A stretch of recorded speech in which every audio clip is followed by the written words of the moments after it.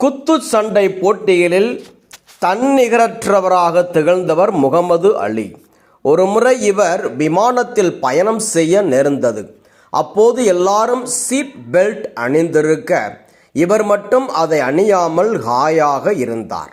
விமான பணிப்பெண் அவரை அந்நிலையில் பார்த்துவிட்டு அவரிடம், தயவு செய்து சீட் பெல்ட் அணிந்து கொள்ளுங்கள் என்றார். பணிப்பெண்ணை ஒரு மாதிரி பார்த்த அவர், சூப்பர்மேன் சீட் பெல்ட் அணிய தேவையில்லையே என்றார். இதற்கு பணிப்பெண் சிறிதும் தாமதியாமல், சூப்பர்மேனுக்கு விமானம் கூட தேவையில்லைதான், அவர் பறந்தே சென்று விடலாம் என்றதும் முகமது அலி தன்னுடைய ஆணவத்திற்கு கிடைத்த சரியான அடி என்பதை உணர்ந்தவராய் உடனே சீட் பெல்ட் அணிந்து கொண்டார். ஒரு சிலர் ஒரு குறிப்பிட்ட துறையில் உயர்ந்துவிட்டாலோ அல்லது பதவியில் உயர்ந்துவிட்டாலோ தங்களை மிஞ்ச ஆளே இல்லை என்ற எண்ணத்தில் ஆணவத்தில் ஆடுவார்கள். அப்படிப்பட்டவர்களுக்கு அவர்களே எதிர்பார்த்திராத வகையில் அழிவு வரும் என்பதுதான் மறுக்க முடியாத உண்மை. இன்று நாம் ஆண்டவருடைய பாடுகளின் குருத்து ஞாயிறை கொண்டாடுகின்றோம். இயேசு ஆண்டவராக இருந்தபோதும் தன்னையே தாழ்த்தி கொள்கின்றார். இதனால் கடவுள் அவரை மிகவும் உயர்த்துகின்றார். அதையே நாம் தாழ்த்தி கொண்டார், உயர்த்தப்பட்டார் என்ற தலைப்பில் சிந்தித்து பார்க்கின்றோம்.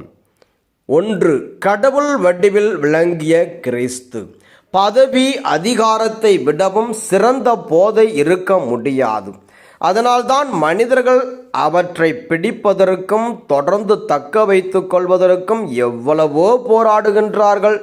தவிர எப்போதும் தங்களிடம் இருக்கும் பதவியும் அதிகாரமும் தங்களை விட்டு போகின்றனவோ அப்போதே அவர்கள் காற்று போன பலூன்களாகி விடுகின்றார்கள், அல்லது விரைவில் அவர்களை சாவு எடுத்துக்கொண்டு போய்விடுகின்றது. இதுதான் வரலாறு முழுக்க நடந்திருக்கின்றது.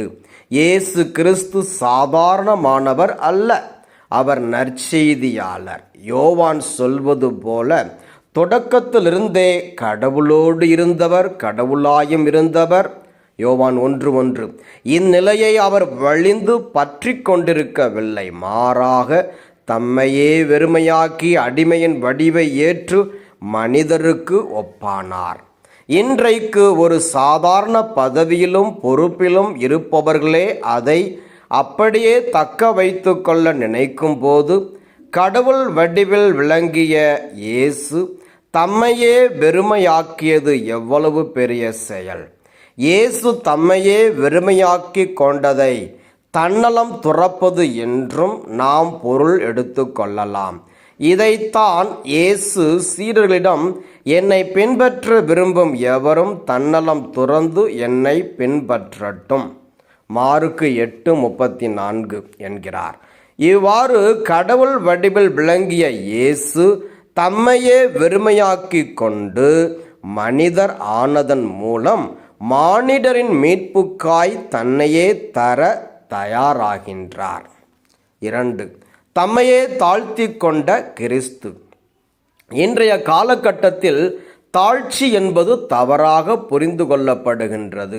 ஒருவர் தன்னை ஒன்றுமில்லாதவராக நினைத்து கொள்வதுதான் தாழ்ச்சி என கருதப்படுகின்றது. கடவுள் படைப்பில் விலையேற பெற்றவரும் மதிப்பு மிக்கவருமான ஒருவர், எசாயா 43:4, எப்படி ஒன்றுமில்லாதவராக இருக்க முடியும்? அடுத்ததாக, காரியம் சாதிப்பதற்காக அடிமட்டத்தில் இருக்கும் ஒருவர் உயர்ந்த நிலையில் இருக்கும் ஒருவரை பார்த்து தன்னை தரை மட்டும் தாழ்த்துவதுதான் தாழ்ச்சி என்று கருதப்படுகின்றது. இதற்கு பெயர் தாழ்ச்சி அல்ல, கூளை கும்பிடு. எனில் உண்மையான தாழ்ச்சி எப்படி இருக்க வேண்டும் என்ற கேள்வி எழலாம். தன்னை மறப்பதும் பிறரை நினைப்பதும் தன்னலம் துறப்பதும் பிறர் நலம் பேணுவதும் தான் உண்மையான தாழ்ச்சியாக இருக்க முடியும். ஆணவம் கொண்ட ஒருவர் ஆண்டவரை நினைப்பதில்லை, அடுத்திருப்பவரையும் நினைப்பதில்லை. லூக்கா 12:13-21. ஆனால் உண்மையான தாழ்ச்சி கொண்டவரோ தன்னை சார்ந்தவற்றில் அல்ல, பிறரை சார்ந்தவற்றில் அக்கறை கொள்வார். பிலிப்பியர் 2:5. இதற்கு இயேசுவே மிகப்பெரிய எடுத்துக்காட்டு. யூதர்களை பொறுத்தளவில் மரத்தில் தொங்கவிடப்பட்டவன் கடவுளால் சபிக்கப்பட்டவன். இணைச்சட்டம் 21:23 என்ற எண்ணமானது இருந்தது. ஏற்கனவே தம்மையே வெறுமையாக்கி மனிதரான கிறிஸ்து அத்தோடு நின்று விடாமல் சிலுவைச் சாவை ஏற்கும் அளவுக்கு தாழ்த்தி கொள்கின்றார். இயேசு தம்மையே தாழ்த்தி கொண்டதன் மூலம் பலரும் மேற்படைய காரணமாகின்றார். இதன் வழியாக அவர் இன்றைய முதல் வாசகத்தில் சொல்லப்படுவது போல அவர் கடவுளுக்கு செவி சாய்த்து தன்னையே சிறந்த பலியாக 1 சாமுவேல் 15:22 தந்தார். அப்படியென்றால் ஒருவருடைய தாழ்ச்சி வான் மழையை போன்று பலரும் வாழ்வடைவதற்கு காரணமாக இருக்க வேண்டும். 3.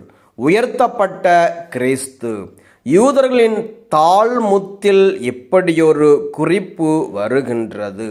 எவர் ஒருவர் தன்னை உயர்த்தி கொள்கின்றாரோ அவரை கடவுள் தாழ்த்துகின்றார். எவர் ஒருவர் தன்னை தாழ்த்தி கொள்கின்றாரோ அவரை கடவுள் உயர்த்துகின்றார். எவர் ஒருவர் மகத்துவத்திற்கு பின்னால் ஓடுகின்றாரோ மகத்துவம் அவரை விட்டு ஓடி போகிறது. எவர் ஒருவர் மகத்துவத்தை விட்டு ஓடுகின்றாரோ மகத்துவம் அவரை பின்தொடர்கின்றது. இயேசு கிறிஸ்து தம்மையே வெறுமையாக்கி மனிதராகி சிலுவைச் சாவையே ஏற்கும் அளவுக்கு தம்மையே தாழ்த்தி கொண்டதால் அல்லது கடவுளுக்கு செவி சாய்த்ததால் கடவுள் அவரை மிகவும் உயர்த்துகின்றார். கடவுள் கிறிஸ்துவை எப்படி உயர்த்துகின்றார் என்பதை பற்றி சொல்லும் பவுல் 3 முக்கியமான செய்திகளை சொல்கின்றார். 1. எப்பெயருக்கும் மேலான பெயர். 2. அனைவரும் மண்டியிடுவர். 3. இயேசு கிறிஸ்து ஆண்டவர் என எல்லா நாவும் அறிக்கையிடும். இத்தகைய சிறப்பை ஆண்டவராகிய கடவுள் இயேசுவுக்கு தந்தார் என்றால் அவர் ஆண்டவருக்கு செவிசாய்த்து இன்றைய நற்செய்தியில் சொல்லப்படுகின்ற பலவிதமான துன்பங்களையும் பாடுகளையும் அனுபவித்ததாலேயே ஆகும். இன்றைக்கு நாம் நம்முடைய நிலையிலிருந்து இறங்கி வருவதற்கும் பிறர் வாழ்வதற்கு நம்மையே கையளிப்பதற்கும் தயாராக இல்லை.